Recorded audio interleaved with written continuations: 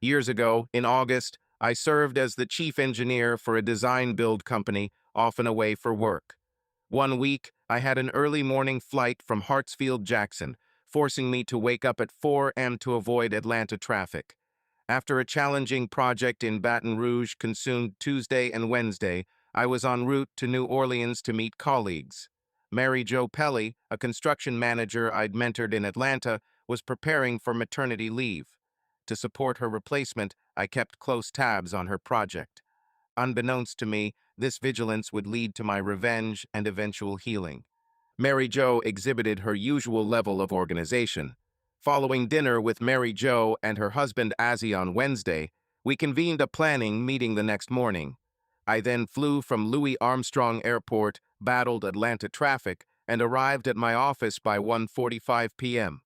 I briefed my boss, Mr. Strickland, about the Baton Rouge project, suggesting increased supervision, and updated him on Mary Jo's progress in New Orleans.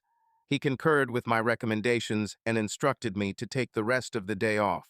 After submitting my expense report, I was just about to text Reagan that I would be home early when Ethan Gardner, a close friend since third grade and colleague for 6 years, entered my office and closed the door. "Hi, Trent. How was your journey? It was lengthy but fruitful. Etherly should now manage Baton Rouge more effectively, but I'm drained. Mr. Strickland told me to take a day off, so I'm leaving." Ethan turned grim and chuckled, assuring me he hadn't fired me. Instead, Mr. S granted me a day off as recompense for the additional time I spent tidying up in Baton Rouge. I was planning to buy flowers and wine, intending to be in high spirits when Reagan arrived home. I could postpone anything work-related. Ethan intervened abruptly. "Trent, this has nothing to do with work. It's about Reagan." What was wrong with Reagan? A shiver of dread ran through me. Why hadn't anyone contacted me if something had happened? Ethan hesitated before disclosing. "Trent, she's been unfaithful while you've been away." Rage surged within me as I gazed at Ethan, my longtime friend. Reagan had admitted to being free-spirited during college, but she had pledged to settle down when we became serious, even seeking therapy for her transition. I trusted her. "Ethan, this isn't a joke. Leave if it is, and consider our friendship before returning." Ethan appeared distressed. "Yes, Trent, I'm serious. Jake Campbell learned from Clay that Reagan had been unfaithful. Clay's companion was entangled with her, yet she was not exclusive, a fact Clay discovered. Consequently, he chose to be open about it. Hearing Ethan confirm my deepest suspicions about Reagan left me devastated. Despite knowing it wasn't accurate, I felt enraged towards Ethan for falling for such a senseless prank. My anger quickly shifted towards those propagating the lie and the fool who initiated it. I was also furious with Ethan, my long-standing friend, for assisting in spreading this falsehood. Ethan, standing at 6 feet tall and roughly 150 pounds, had always been a scrawny, bookish lad. He knew I was capable of carrying out my threat. He lowered his gaze, shook his head, then looked up with sorrow in his eyes. "Trent, I'm sorry. We've been friends for a long time, and I don't want to hurt you, but if I hadn't told you, you would have suffered more. You're aware of your hot temper, and I've soothed you numerous times in high school to prevent trouble.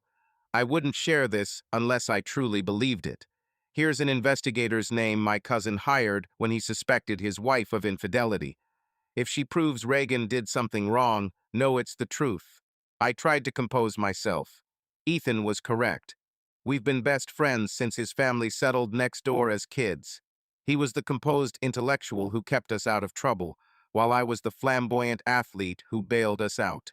We studied at different universities, but I recommended him for a job at my company, and we've collaborated for 6 years. Although I initially doubted Ethan's tale, I understood he must have believed it and was safeguarding me. Taking a slow breath, I asked, "Your cousin's wife, wasn't she?" "Yes, Miss Haya investigated her," Ethan replied grimly. "He divorced her, but still meets her twice weekly for the children. He cherishes his children and would go to any lengths to safeguard them. Likely, he'd have caused harm to the woman and faced capital punishment without his kids. I apologize, friend."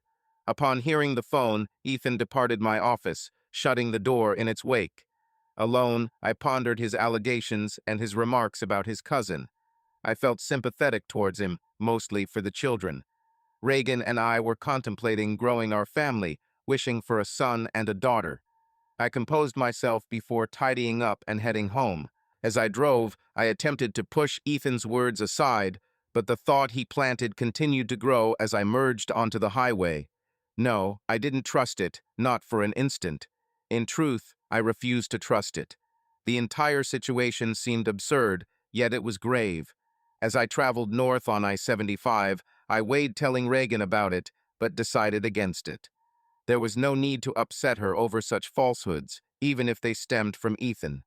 Following a brief stop at the supermarket, I strolled into the kitchen where Reagan embraced me. "You're back early," she noted, prior to our kissing. Catching up on our lost moments since Tuesday morning, she mentioned. "I stayed late the past 2 nights to depart early today and welcome you home." "Oh, how much I missed you, Trent," she expressed, which made me smile, thinking about her beauty and humor, disregarding the unfounded rumors Ethan's friend had spread. I trusted Reagan loved me and wouldn't be unfaithful. By Friday morning, Ethan's accusations were still preying on my mind. I needed to clear this up with Ethan to save our friendship.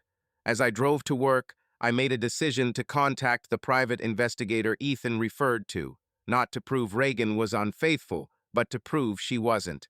I contacted Donna Hightower's office and scheduled an appointment for Monday afternoon. Arriving early, I stepped into her office at 10 minutes to 2. Prior to marrying Reagan, I maintained a substantial investment account under my own name, enabling me to consult an investigator without her knowledge. At the age of 2, I was ushered into a meeting room where a tall, attractive black woman in black pants, white blouse, and red scarf introduced herself. "Good day, Mr. Rowe. I'm Donna Hightower. How can we assist you?" Her firm handshake and discerning gaze hinted at her acumen and experience. "Greetings, Miss Hightower. I express my gratitude for your prompt meeting. My issue is straightforward. I travel frequently, and there are whispers that my wife is unfaithful. I request your help in disproving this rumor." She probed with astute questions about the allegation and Reagan, and I provided her with all relevant information regarding their carnal history before and during our union. I felt crestfallen when she put down her pen and stated, "Thank you for that information, Mr. Rowe. Based on your provided details, you hold a bachelor's and master's degree in engineering from Georgia Tech. My question pertains to your understanding of the principles underlying our legal system, specifically the concept of burden of proof. I must confess, this wasn't something I anticipated. While I have taken an introductory philosophy course during my undergraduate studies and served as a witness in a few court cases at my firm, I am not an expert on the subject." She acknowledged with a nod. "You requested that I establish your wife was not having an affair. That's a tricky proposition indeed. For example, one can demonstrate a wine glass wasn't broken by showing it's still intact. However, proving someone didn't do something is more challenging. I can validate my absence from robbing a bank yesterday using an alibi, but establishing that I didn't commit a crime last week, last year, or a decade ago becomes nearly impossible without thorough documentation. In your situation, we can monitor your wife over a certain time frame to see if she's been unfaithful, but we can't confirm she hasn't had an affair prior to our observation.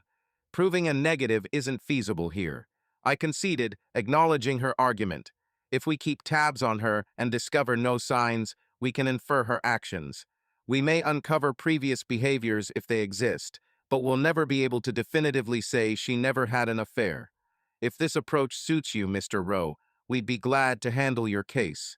If not, I wish you luck in finding someone who can fulfill your request.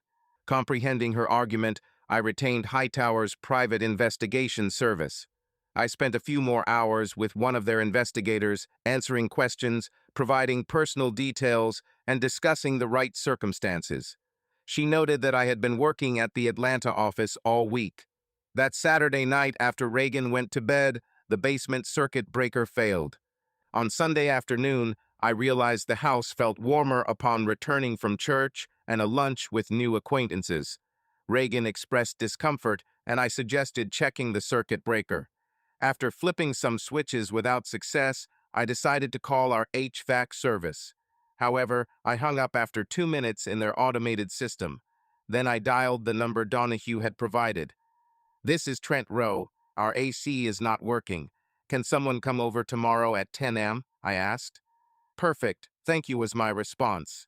Reagan overheard and decided we would sleep in the guest room due to the heat upstairs, likening it to a hotel stay.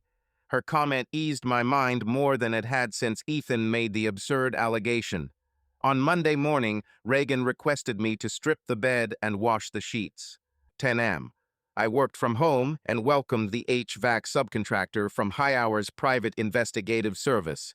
He commenced work upon my turning on the lights. An hour passed before he finished his task. These motion-activated cameras, positioned strategically, remain active for 5 minutes after motion ceases, offering a wide-angle view without drawing attention. Sufficient for legal purposes, but not cinematic, there are 3 in your bedroom, 1 in each room, and 1 on the bathroom door to ensure thorough coverage. I settled the installation fee and 2 weeks' rental, expressed my gratitude, and returned to work. Upon returning home, I noticed a chill in the house. "Reagan, it appears a hotel job in Orlando must be added to this week's itinerary. Initially, I was scheduled to be in Tampa on Tuesday night, but now I will also visit Orlando. Loretta has organized a late flight from Orlando on Friday. I shall attempt an earlier departure, though it seems unlikely." "I apologize profusely," Reagan said, "but let us make time for each other despite the circumstances." She smiled, grabbed my hand, and guided me to the living room couch. "I love you, Trent." "You too, Reagan," I responded sincerely. I grinned, certain that our marriage was sound, notwithstanding some unfounded allegations. The Tampa meetings progressed smoothly, while the Orlando follow-up was manageable. Normally, I handle these remotely, but being present kept our management team attentive. I spent part of my time assessing construction quality and bringing concerns to the assistant project manager's attention. He was young, but showed potential, and I felt he would soon be prepared for greater responsibilities. I could have left on Thursday afternoon, but chose not to. Reagan wasn't expecting me until Friday night, and I wanted to provide Miss Hightower every extra moment to supervise Reagan, yet I had faith she wouldn't betray me.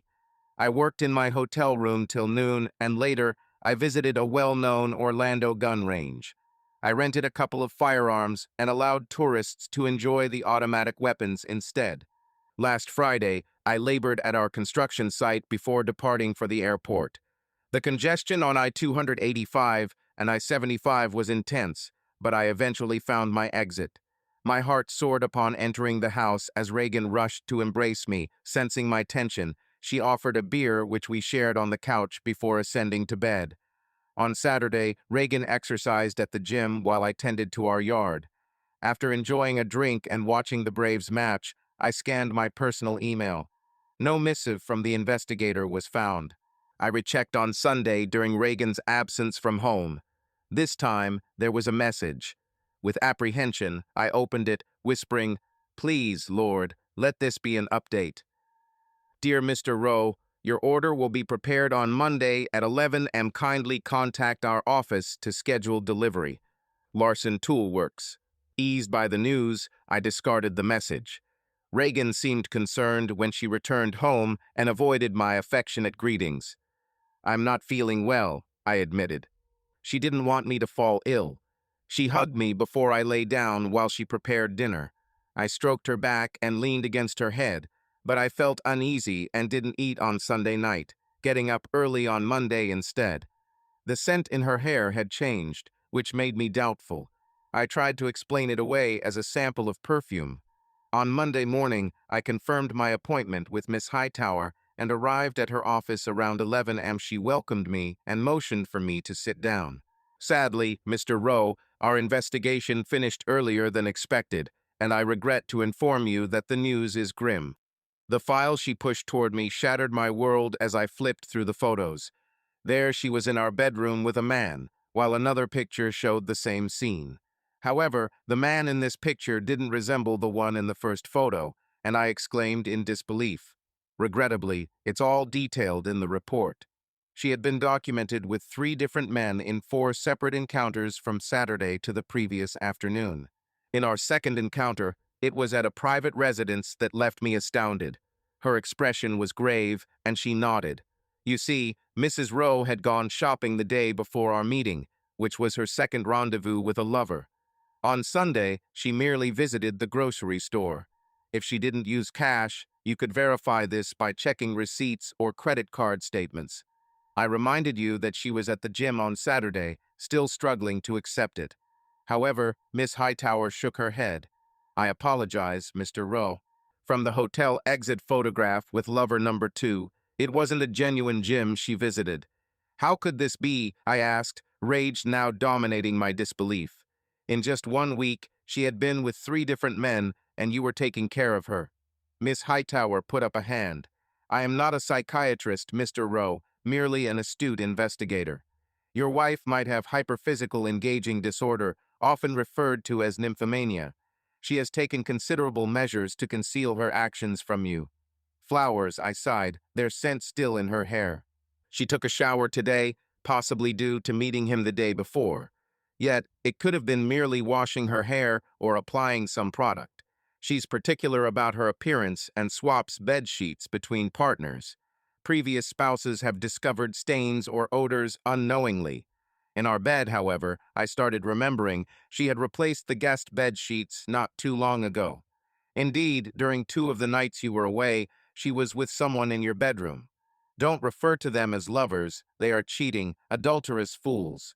She nodded, at least one affirmatively, yes. We don't know the identity of the first one, and the third isn't married, but the second appears to be her regular partner. He is married, thus also an adulterer. We recognized him as Noah War, 32, your wife's supervisor at her company. I sighed in exasperation upon finding his picture in the folder, my hands tightening into fists. I was on the verge of confronting that matter. Noah War has recently taken over as your wife's manager. It's a vast firm with numerous branches, so he could be in a different department. I shook my head disapprovingly. In late spring, Alemb was promoted and Mr. War assumed management duties. Reagan has never uttered his name and labeled him as unsociable, yet he pointed him out to me when I picked her up from work. Miss Hale expressed disbelief with a shake of the head. It's unlikely he's sociable with the spouses of his mistresses. Mr. War possesses no previous offenses or active warrants, however, multiple unpaid parking tickets are to his name. Your wife encountered him at a bar on Wednesday night, drove him to your house for over an hour, then returned him afterwards. We traced his identity using DMV records and further confirmed it through web search. How naive, I sighed, trying to contain my rage. Miss Hale advised, stay calm, Mr. Rowe, we're not done yet.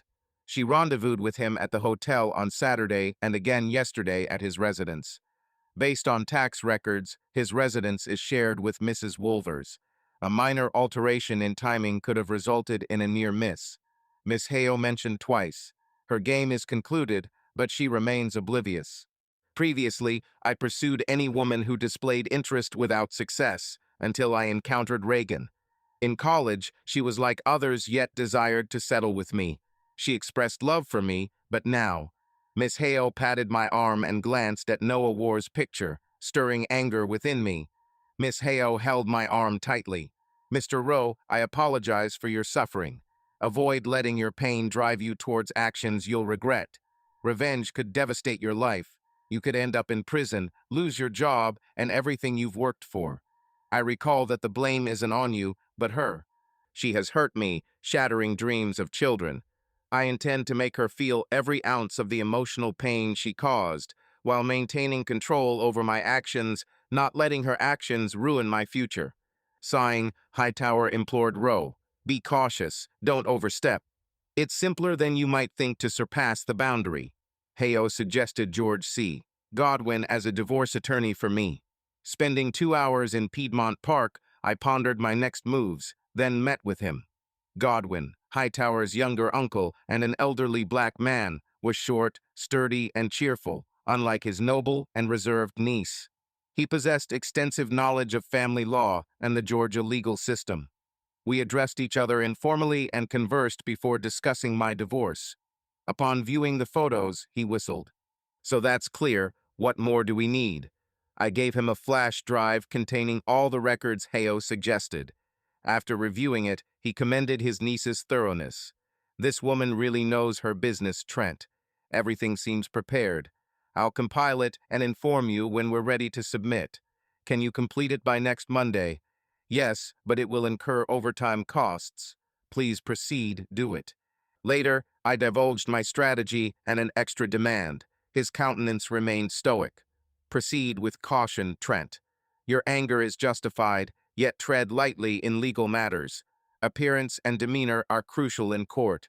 I feigned a smile, cognizant that there's no substantial river in the urban Atlanta setting. I arrived home late Monday, citing exhaustion due to a minor health issue. I steered clear of Reagan, feigning illness. After showering and brushing my teeth, I sought solace. Tuesday morning, I departed early without rousing her to board my flight to Charlotte. Thursday evening, I made an unwelcome phone call. Ethan, this is Trent. I owe you an apology. You were correct, and I was in the wrong.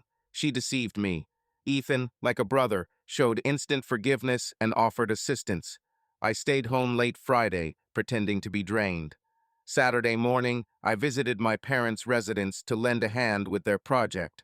I wanted to reveal my predicament, but knew I had to postpone it.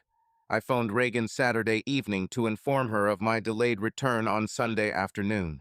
She seemed absent and not solitary during our call, suggesting she wasn't home alone. On a Sunday afternoon, I presumed Reagan was out with someone when Mr. Godwin texted me. I phoned him to verify everything was set up, and he did. Our lifelong friendship agreed to serve the papers on Monday at 11 a.m., as requested by me. I took leave from work, informing Reagan about some urgent business matters. I visited the office to finalize my plans. Twice, she phoned, and I informed her the case was prolonged, implying I'd return home even later. I pledged to depart early on Monday and spend the evening with her. Her spirits lifted, and she expressed affection. I lied, considering the circumstances. I thought reincarnation must be challenging. She showed displeasure when I climbed into bed that night, which would be our last shared moment. After she left for work in the morning, I labeled everything I owned with vibrant painter's tape, designating them as community property or intended for donation. At 7:45, Ethan arrived, followed by the moving crew. Initially, I assisted them. Then Ethan assumed control while I gathered necessary items. All truck contents were transported to the warehouse.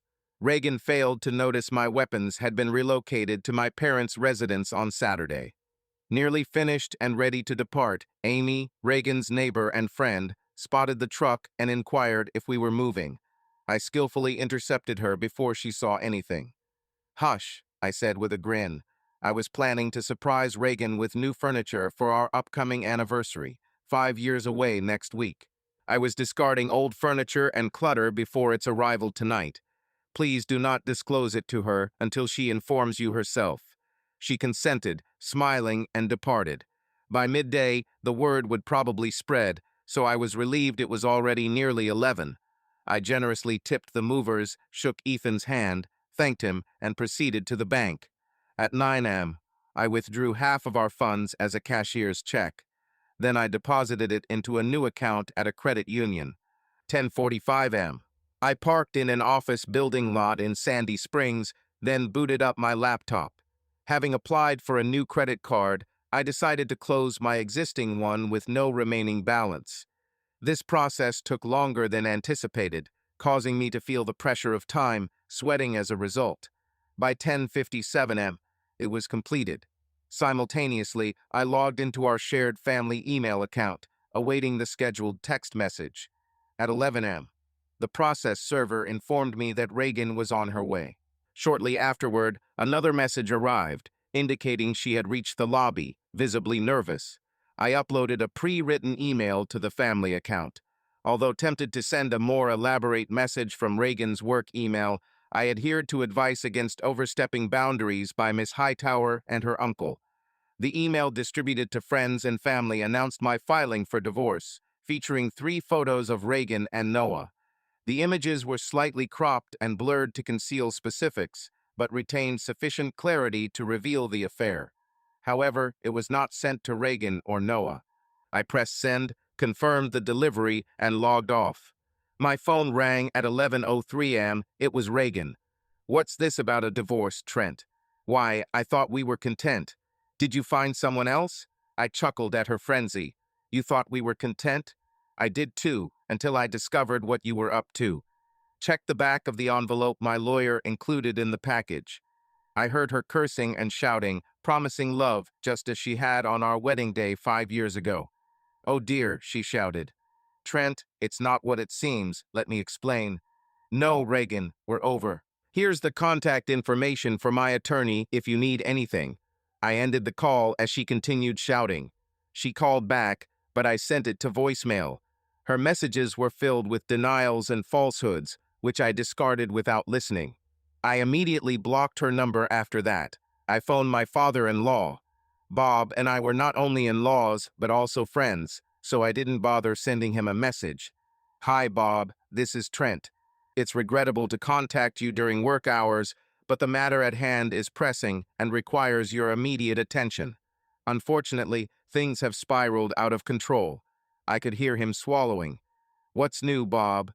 "With deep regret, I must inform you that due to Reagan's failure to uphold our marital commitments, we are terminating our marriage.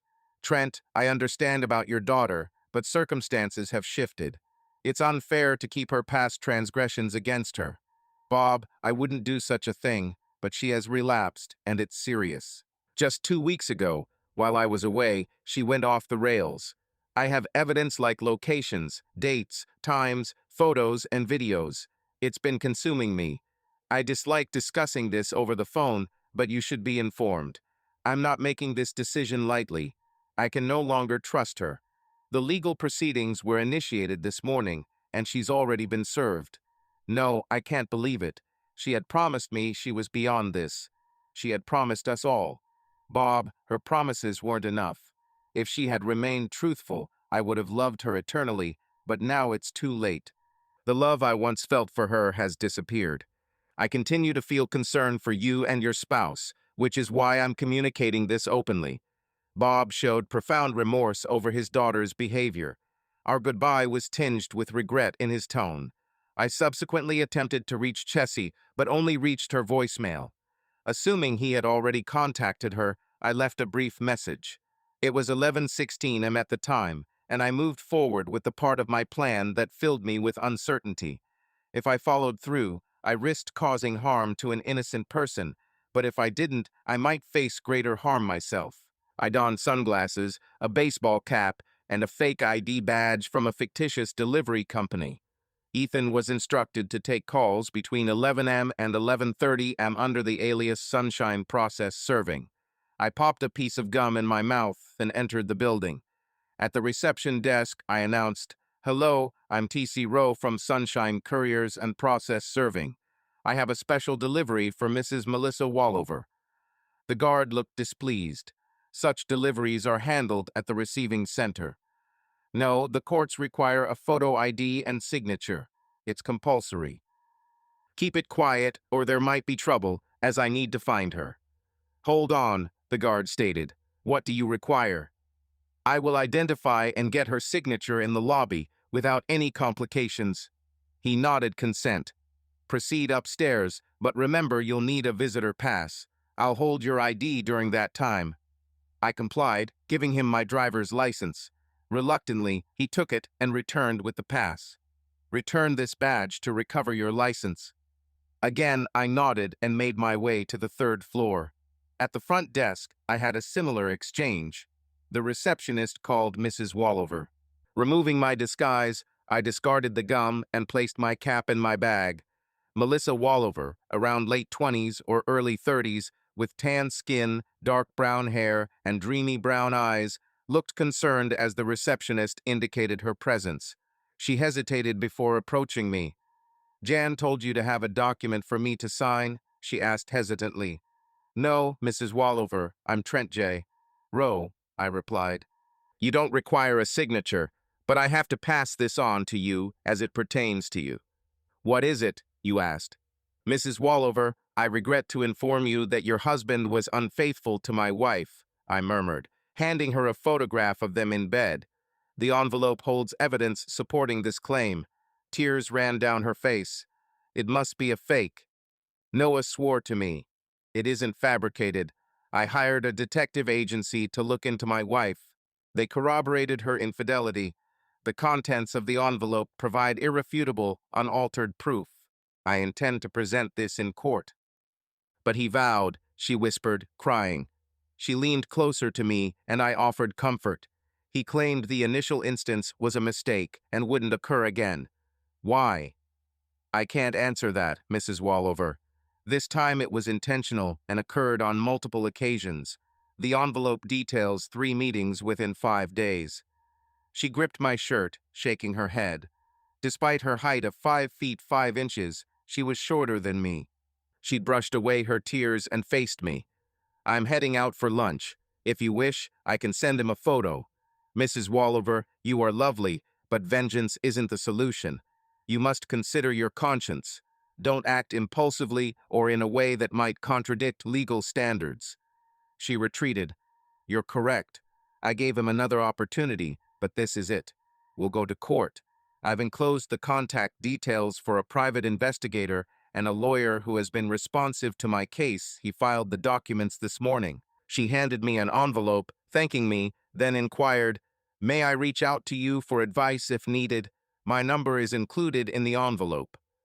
Following Donna Hightower's suggestion, I spent the subsequent days worrying at a lab in South Georgia while supervising a project. The fear of contracting a severe disease only fueled my anger towards Reagan. However, the lab assured me that I was STD-free. At week's end, I sighed in relief. Averted was that risk. Reagan persistently tried contacting me, leaving messages on my work voicemail and cell phone from various numbers. I promptly discarded them upon hearing her voice, yet she didn't seem to catch the signal. Upon returning to work on Friday morning, I encountered more messages and removed them one by one. Subsequently, I consulted my phone's manual to block her number permanently. Issue resolved. Deciding to visit my parents over the weekend, I discovered they too were receiving messages from Reagan. Consequently, I blocked her number there as well. My mother was particularly distressed, aware of our plans for children with Reagan. She urged me to reconsider the divorce, claiming Reagan's actions couldn't be that detrimental. I shook my head and displayed a trimmed photograph along with a date. Tears flowed down her face, but she comprehended eventually. She clung tightly to my father as I bid farewell and moved towards my temporary lodging. The following workday, Andy Smith burst into my office with dismal news. Trent was faced with an unexpected situation when Mary Jo Jopel's water broke before her maternity leave. We presumably should have offered prayers for MJ and sent a gift, while asking Andy to step in for her. However, Andy was displeased about having to wrap up his ongoing project prematurely, as Mr. Strickland considered him the best fit. With Andy looking anxious, a week away from completing his project, we suggested an alternative to Mr. Strickland to prevent any interruption. I offered to take over the New Orleans job instead of Andy, managing critical issues on other projects as necessary, including Baton Rouge. Later in the day, we learned that Mary Jo and her twins were doing fine. I journeyed to New Orleans, feeling more distant from Reagan and my past with each passing mile. By the time I reached the hotel, it was already late, and I slept for a few hours before heading to the job site. The morning was spent meeting subcontractors and examining plans. Events unfolded as anticipated, prompting me to depart early to visit Mary Jo at the hospital. Upon arrival, she informed me that she had already received the flowers I'd sent. Thus, I presented her with a token of gratitude and a certificate for her children in the neonatal intensive care unit. Although I couldn't physically see them, I observed them on a monitor while MJ and Az looked on affectionately. Despite my joy for their situation, the notion of never having my own kids left an ache. I redirected my attention to the project, treating it as top priority for the upcoming days. On Friday, I took the construction office staff out for drinks in the French Quarter. On Monday, George Godwin phoned to check on the divorce proceedings. He was grappling with difficulties in Atlanta due to multiple calls from Reagan trying to reach me, growing more frantic with each attempt. "Aren't you considering speaking with her?" he inquired. I responded with a sarcastic grin, hearing him chuckle. I thanked him and returned to my work. In the evening at my hotel, I received a text message from an unknown number. "Hi, Trent. My attorney submitted the necessary documents today, and Noah has been notified. Can we discuss this when you have some time? Thank you, Melissa W." Later in the day, I received your message back, and shortly after, my phone rang. "Hi, Trent. Thanks for taking my call." "I'm grateful that you called, Melissa. How are you coping?" she replied with hesitation. Changing the subject, I asked, "And how about you?" She then expressed gratitude for exposing Noah's actions and preventing her from making a hasty decision. She could have taken advantage of my situation, but she didn't. She appreciated it. She acknowledged that things were tough, but vowed to get through this. I acknowledged her determination and added that it wouldn't have been fair for either of us. "I'm feeling better, at least somewhat, now that I'm away from her. I'm relieved to hear about your resolve as well." I pondered suggesting she reach out if she needed to talk, yet hesitated. Primarily her issue, although I was a casualty too. I held my tongue since I had future plans for him. We bid each other farewell and good luck. Work in New Orleans was thriving, but I also oversaw the Baton Rouge project and offered advice on others. Feeling like I was waist deep in a swamp filled with alligators, George phoned a few weeks later with news. "Trent, Mrs. Rowe's lawyer is requesting a consultation. You'll need to meet her in Atlanta for several sessions. What should I do?" Their tactics angered me, but George had warned me. We were hiding evidence of her infidelity. Should we bring it up now? It would have to be given to her lawyer, but Judge Johnson might rescind the request. Inform him first. A week later, Reagan's petition for counseling was rejected, though Judge Johnson advised she seek help for her addiction to carnal desires. That issue was resolved. For several months, while Reagan and her lawyer battled George in court, I remained inconspicuous, fearing she might hire someone to find me.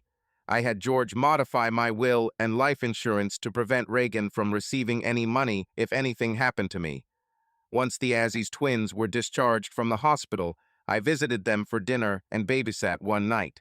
The twins crying after their parents left made me hope that if I ever had children, I would prefer having only one at a time. Melissa Warr contacted me repeatedly, seeking encouragement and support. I made sure not to take any actions that could be interpreted as romantic or adulterous. Once things got better for Melissa, her messages ceased. As Mary Jo's maternity leave was coming to an end, a realtor found me a house using funds set aside prior to Reagan's involvement. I purchased a house in Dunwoody a few weeks before MJ returned. After spending nearly 3 months in extended stay housing, I wanted a comfortable home and to retrieve my belongings from storage. Mary Jo resumed work, however. There were no fresh projects in New Orleans, so she intended to stay at home temporarily. This wasn't unexpected since Aziz had secured a position at Loyola. I was asked by MJ to think about her for potential future projects in New Orleans, and I consented. Additionally, my relocation to Atlanta meant parting ways with my informal godchildren, the children of MJ and Aziz, whom I often looked after. I would miss witnessing their growth, and it served as a reminder of being childless due to Reagan. Moreover, Reagan was prolonging the divorce, but George Godwin confirmed that Judge Johnson was also becoming impatient when the end was near. After settling into my new residence, I familiarized myself with a few new neighbors, including a kind divorced woman named Noel. I appreciated her brownies but declined her dinner invitation, explaining that I couldn't date until my divorce was final. Ethan, who didn't grasp the Georgia court system, asked when I would start dating again. "After the judge finalizes my divorce, I don't want anything affecting the settlement with Reagan." "So, how's that ex of mine doing?" he inquired. "I don't know or care about her response. You still owe her big time," was his reminder. I acknowledged this, understanding it would be paid off when necessary. Judge Johnson became frustrated with Reagan's delays and scheduled a final hearing for early April. Upon arrival, I saw Reagan approaching. "Trent, This wasn't what we agreed upon. I knew Reagan, but you couldn't keep your promises. You were away too often. You were aware of how frequently I would be gone when you decided to marry me. I made up for it each time, except for the last trip where you cheated with your boss and others after my return. She looked angrier than ever, tears streaming down her face, but I had certain needs. Several people were watching us. We'd discussed these issues before marriage. You vowed your wandering days would end, yet you failed. Get over it and move forward. If you can't find another therapist. She winced at my statement as a larger audience looked on. I departed, noticing Trent moving towards her. She called out to Trent, but I proceeded with George into the courtroom. The judge required our presence for the last signing to avoid any more holdups.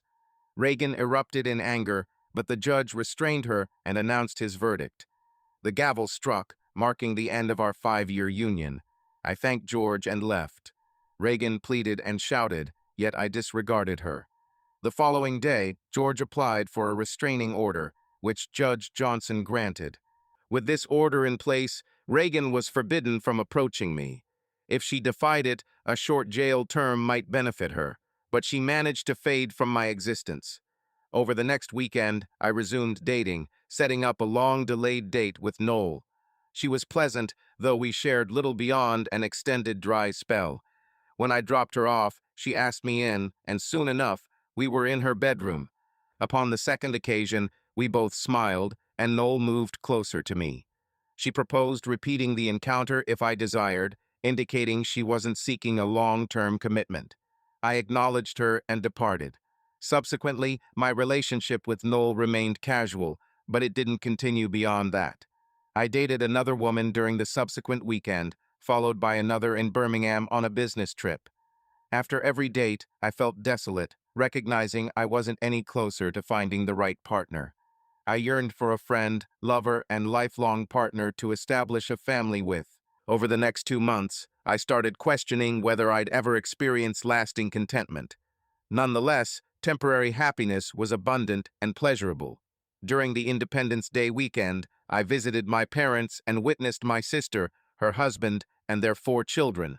My mother, understanding me better than I understood myself, said, "You won't provide your father and me grandchildren if you don't alter something." "I know, Mom. I purchased a house, and I'm making repairs to it." "Trent, a house isn't a home yet. A man needs to find a good woman. It seems I will eventually. You worry, Mom, but I assure you I'll find her with some time." Her statement about time made me ponder. One late July evening, I got a text from Melissa Woer. "Hi, Trent, this is Melissa Woer. Fancy a chat when it suits you." It was surprising to hear from her after so long. After finishing cleaning the paint sprayer, I replied asking her to call whenever convenient. A few minutes later, she called. "Hey, Trent, thanks for getting back to me." "Not a problem at all, Melissa. How have you been? We haven't spoken in a while, and I wasn't sure if you'd want to following everything that transpired." She joked, "Unless you were referring to my ex-husband, your now former one," she added. "Regarding the matter between them and their predicament, I don't impute blame to you, thus our conversation continues unhindered. Let me assure you, I had no role in it. I never thought you were involved either, so what's new? Well, things turned out differently than anticipated, but now I'm liberated. I've even reclaimed my birth name, Ortiz. I wish to express my gratitude for your assistance. You exposed his actions, offered free evidence, and provided guidance. Although I sought advice from another lawyer, you were instrumental in my case, and I appreciate it greatly. Thank you. There's no need to dwell on it further. It was a challenging time, Trent. You served as my beacon when I was at my lowest ebb. Though we are not familiar with each other, I admire the qualities I've observed in you so far. Thus, I am taking a risk and proposing something unprecedented. Would you care to dine with me? Our dinner was pleasant, but I spent the evening reflecting on her sweetness and beauty and wondering about the foolishness of her ex-husband. Reagan was as captivating as ever, yet concealed a treacherous nature that disillusioned me. To me, she dropped from an 11 to a negative figure. She chuckled and insinuated, almost as enamored as I was. I smiled in agreement. It's invigorating to concentrate when there's someone so appealing to concentrate on. She blushed and concealed her mouth. "Would you like to leave this place and perhaps visit your home later?" she suggested coyly. "Yes, take me home or somewhere now," she pleaded. "I need it and can't delay anymore." A short while later, as we entered her neighborhood, she retrieved her phone from her bag. "Pull into the garage," she instructed, the doors automatically opening. That night, we remained in bed except for brief water and bathroom breaks. Fortunately, it was Saturday, so I didn't have work, because I felt I could remain with her indefinitely. After our morning rendezvous, she drifted off to sleep, and I breathed a sigh of relief, making my way to the bathroom. The morning sunshine filtered through the open curtains, casting my first genuine glance at her bedroom. My clothes were spread haphazardly, causing me to smile. The double bed, a reminder of the previous night, and her mound of pillows now lay on the floor. The TV was placed beside a chair for viewing from bed. What struck me was Melissa's dresser, adorned with photographs. I took a peek at them, one causing me to pause and pick it up. "Trent, what are you doing?" Melissa inquired from the bed. "Melissa, who is the girl in these images?" I replied, "That's my 3-year-old daughter, Ansley. She's incredibly important to me. You never mentioned her before." I was trying to shield her from the Noah drama. She was a contentious issue during our divorce, which is why it took so long. "I don't want you to meet her until we're certain about us." "Where is she now?" I managed to keep my voice calm. "She's with him this weekend." "Why, are you worried?" I admire Melissa, but this revelation was a shock. "Melissa, I'm not sure what to say. I genuinely like you, but if there's one person I dislike as much as my ex-wife, it's your ex-husband. I desire to have children and would like to play a role in your daughter's life, if our situation progresses. However, I wonder who else may attend her events. If I'm present, is it Noah?" She sighed, acknowledging the truth. "He's a dishonest, unfaithful man, yet he adores her." "That's right. Each time I encounter him will bring back memories of his betrayal in my previous marriage.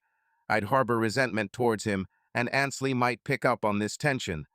There's a chance she could develop resentment towards me, potentially damaging our relationship. Understandably, I believe it would cause unnecessary complications." She asked, "Are you saying we have no future?" Despite my hope for the opposite, yes, I don't foresee a future between us. She nodded, tears streaming down her face. I had thought things were too good to be true. "Please, Trent, could you please leave?" She tapped her phone a few times and added, "The garage door will be open for you." She collapsed on the bed sobbing and pulled the blanket over herself. I gathered my belongings, dressing in the hallway as I departed, despising myself almost as much as him, her ex-husband. Although it was painful, I recognized it was the appropriate choice. Later in the day, I went to see my parents. I provided them with a concise account of what transpired, yet they sensed my distress was deeper than I acknowledged. My mother attempted to elicit more details, but I informed her that it was futile. She offered me a reassuring hug and insisted everything would be fine, but I found it challenging to trust her words. On Sunday, we gathered with my sister and her family for lunch following church. While we waited for a table, she drew me aside and compelled me to disclose everything. Having assisted me through past relationship setbacks, I shared my feelings, albeit omitting intimate details, which she likely inferred. She stated it wouldn't be easy, but you can persevere if you genuinely care for her. One date doesn't reveal much. More dates might uncover whether it's worth fighting for. Thank you, sister. You are right. One date doesn't encapsulate the entire story, but it provided enough insight to understand that it would be more agonizing if it faltered due to past issues. Give it a try. You won't know until you do. I gave an affirmative response and pondered the matter. We didn't revisit it, yet it lingered in my thoughts. Ethan, who knew me well, concurred with my musings, but after visiting a factory close to La Grange, I began to question if Ethan's success with women made his agreement beneficial. The subsequent weekend, Ethan arranged for us to meet 2 women. We enjoyed ourselves, and the prospect of dating didn't seem unattractive. During the divorce proceedings, Reagan sought to retain our house. I persuaded George to resist, compelling her to sell it since she couldn't afford the buyout without relinquishing other desired items. It was petty, but I believed my actions were warranted.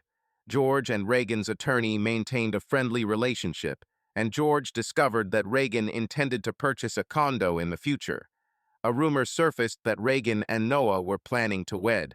I reached out to George as this development could impact my finances. George had contested that Reagan, being unfaithful, should not receive alimony, but the judge granted her a minimal monthly allowance for 5 years or until she remarried. If she truly remarried, I'll verify and halt alimony payments, George asserted. Indeed, it merely underlines some individuals never grow, I responded, taken aback by their persisting relationship, which solidified my resolve to sever ties with Melissa. No, George chuckled, that's what keeps me in practice. It made me ponder a choice I had initially contemplated during the divorce, but deemed impossible. Following news of their wedding, I reached out to Will Kleiner, an acquaintance from Reagan's firm. We go back to college and reconnected when I started dating Reagan. Will and I met for lunch, and I shared my predicament with him. That's awful, Trent, I sympathize. It appears War requested a transfer to another department. The pieces are falling into place now, they're dodging HR conflict. Do you have any guidelines on such matters? Yes. If they breach them, there could be serious repercussions for both parties and the firm as well. I dislike asking, but can you provide me a copy of that particular section from your employee manual? Yes. Keep it secret about the source. On the following Saturday, I had a date and encountered Will and Lori Kleiner at a Braves match. Will provided me with a flash drive, and subsequently, I visited George's house to discuss its contents. Regrettably, I informed Trent. Even if you manage to prove that Noah was involved with numerous women, state law does not permit you to file a lawsuit. The state of Georgia abolished alienation of affection in '79, therefore, one cannot sue a partner for enticing or distracting another, nor can one sue their firms.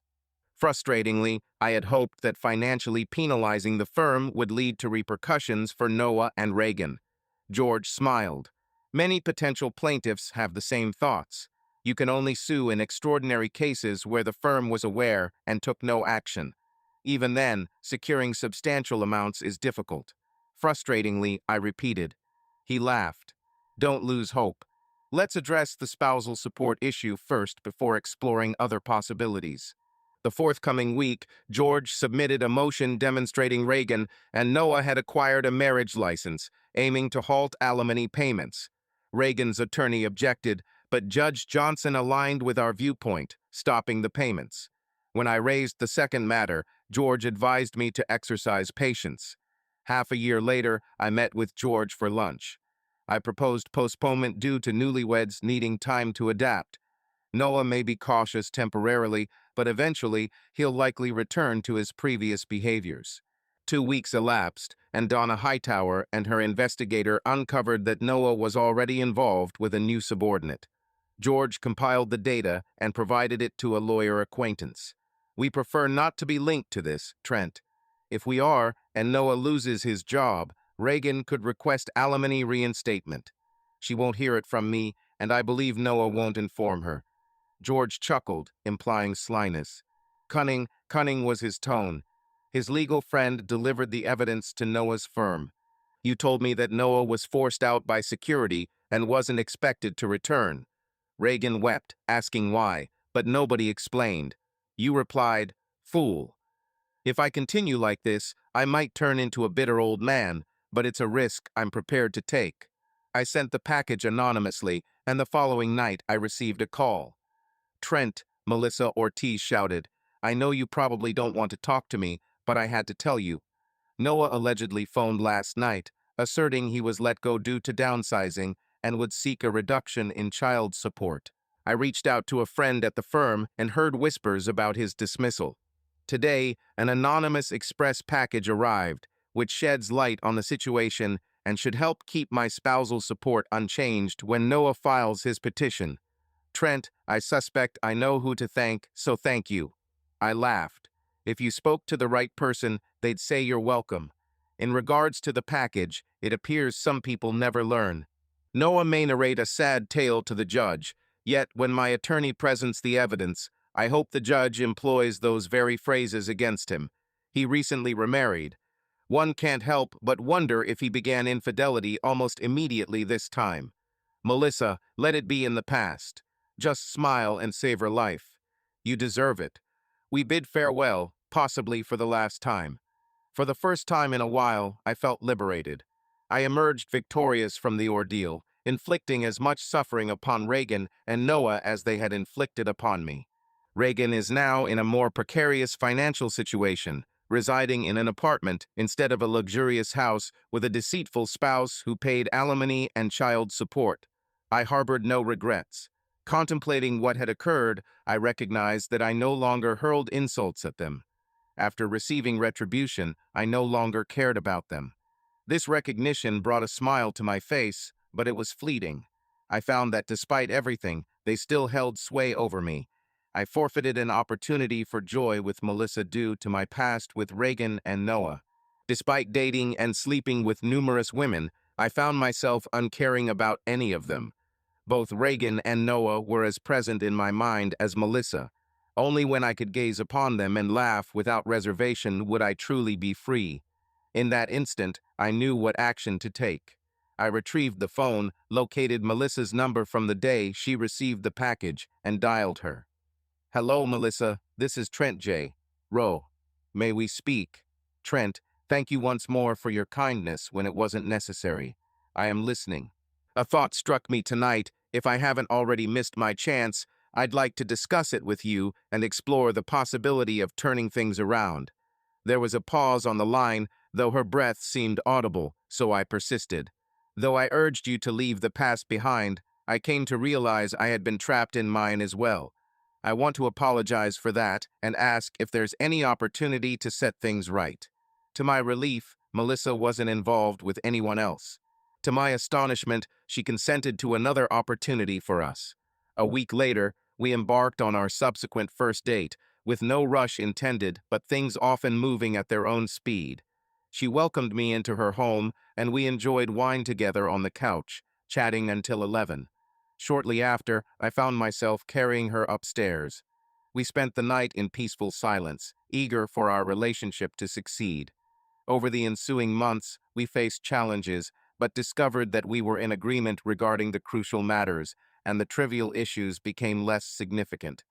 Following our second date, I grew fonder of her with each passing day, finally accepting that it was more than just a liking. Melissa felt the same way, and we began mapping out a future together. We tied the knot approximately a year after deciding to take another shot at our relationship.